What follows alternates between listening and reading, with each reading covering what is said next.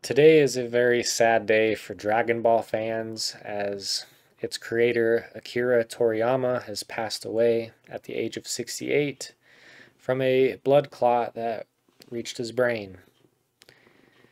For this video, I just kind of want to reflect on what his creation has meant to me. I'm a 90s child. I was born in the 90s.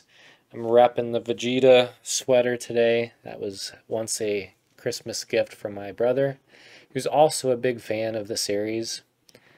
And I just want to talk a little bit today about growing up with Dragon Ball Z mostly for me, but the series as a whole, because I had gone back and watched all the Dragon Ball original too.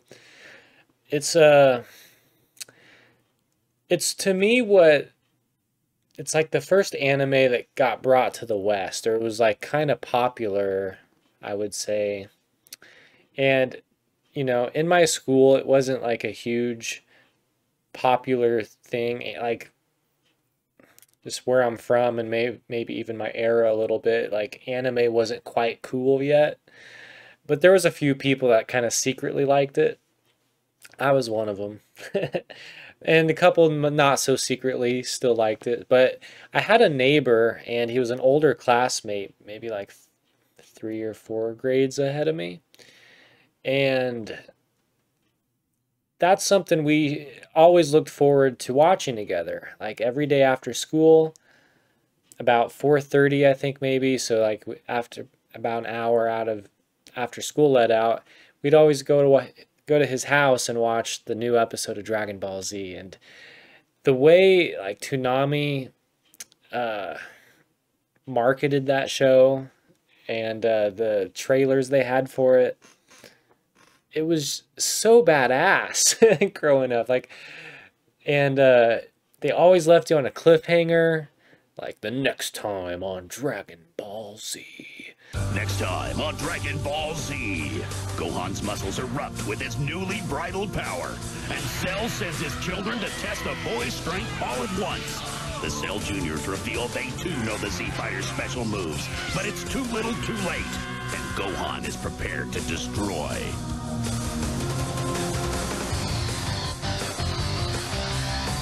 It's just everything from the music, the art style, the stories, but like especially the stories, because it's easy enough to be grasped by the flashiness of like these superhuman like creator or protagonists, I'll just call them. But what Goku represents and the moral conflicts at times within the story, and it was just very wholesome too, like all the characters, watching Vegeta progress from villain to good guy over the years and like still struggle with his pride about being better than Goku and all that. It's just such an epic story as well, and it's just one that I think symbolizes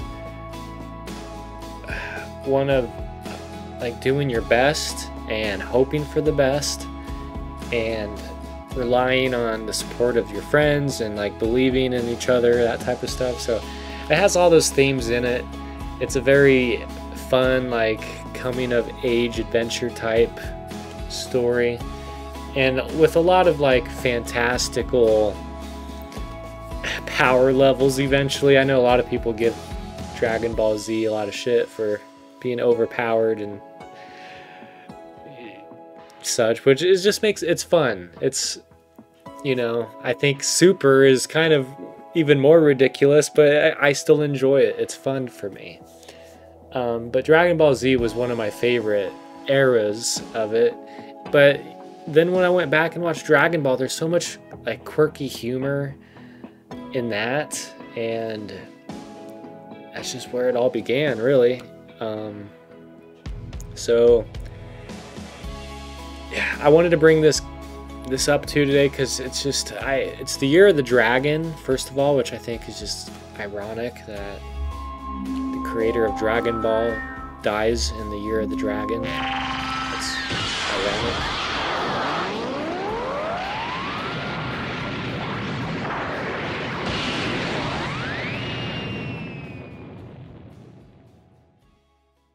You who have gathered the 7 Dragon Balls, I shall grant you any one thing from among these.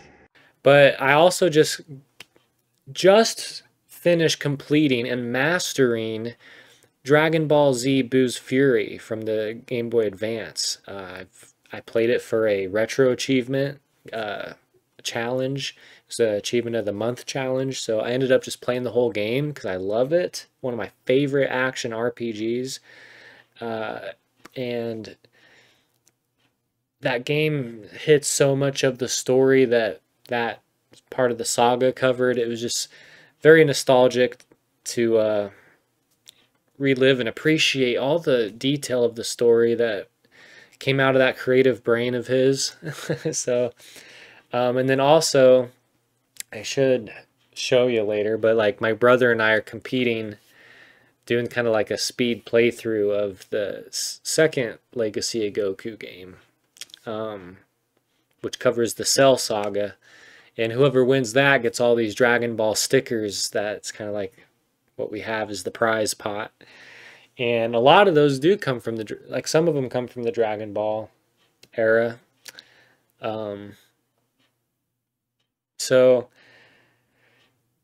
I don't know, Dragon Ball has been a big influence in my life of like creative content that influenced me as a person and kind of guided my behavior, I would say, to like try to be like good like Goku and, you know, try to push yourself in the right ways to better, like, you know, I don't know.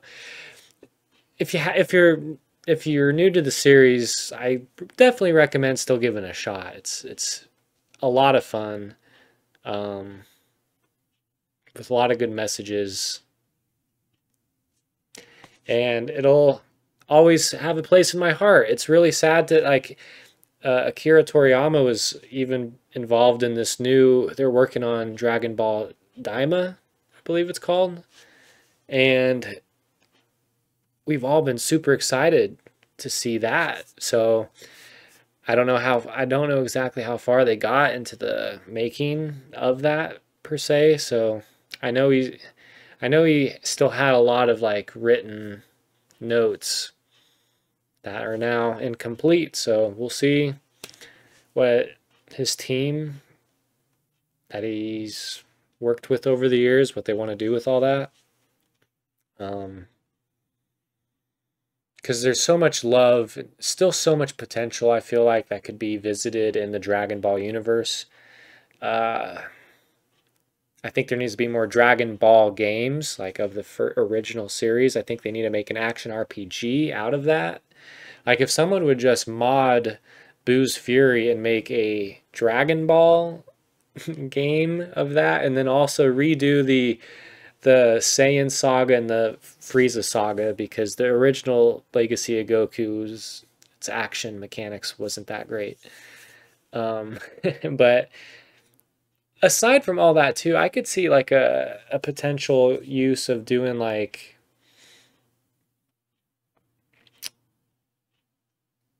wishing Planet Vegeta back with the Dragon Balls and restoring the Saiyan race or something like that. You know, I think that could be really fun to revisit and see how Vegeta would handle all that. So I don't know. There's just so many other potentials I feel like could be had with the whole Dragon Ball franchise. Super was interesting. I didn't mind that direction. It was cool to see like the other universe of Saiyans, to see how they were kind of evolved, but I don't know. There's been a lot of good memories centered around Dragon Ball in my life and growing up and even recently, and that's what I again wanted to I'll just show you. I have the achievements here,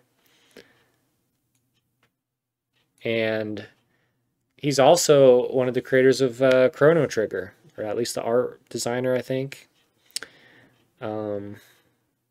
Dragon Quest was another game that fans of that series will be sad to hear that he's gone.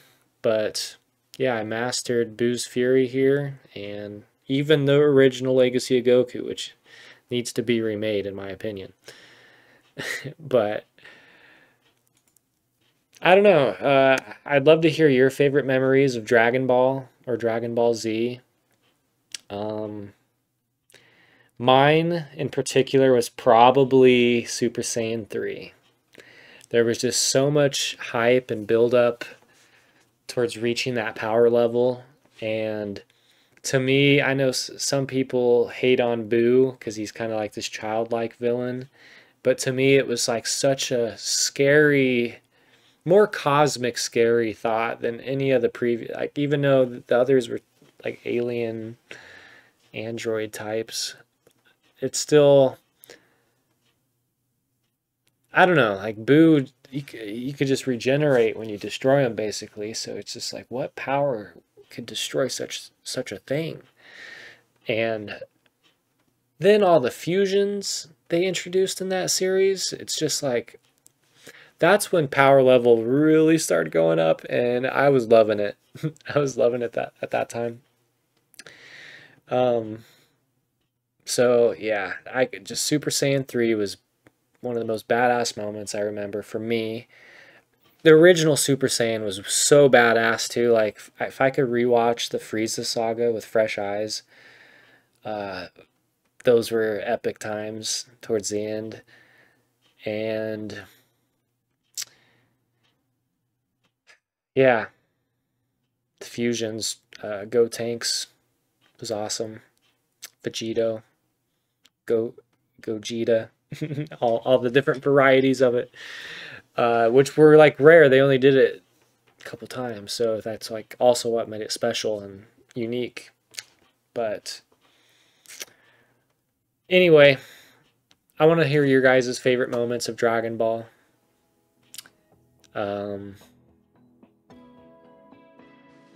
Yeah, all I gotta say is I really appreciate the series. Thank you so much, Akira Toriyama.